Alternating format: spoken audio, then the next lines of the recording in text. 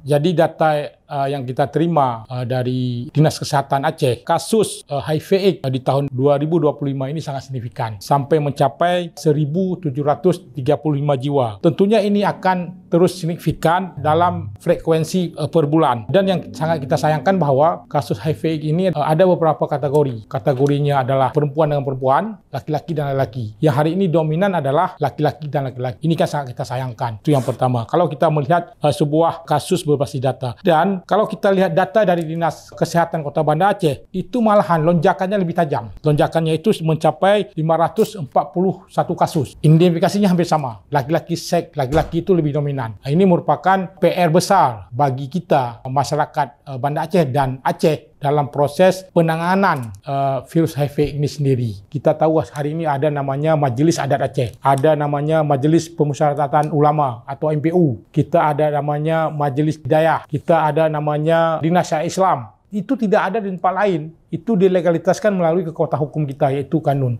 Lembaga istimewa itu, saya pikir itu sangat berperan di Aceh. Salah satunya adalah mereka tidak hanya saja memikirkan tentang hablum minallah, tetapi yang lebih fokus adalah hablum minannas. Sebagaimana juga tujuannya adalah salah satunya memperkuat nilai akhlak dan akidah.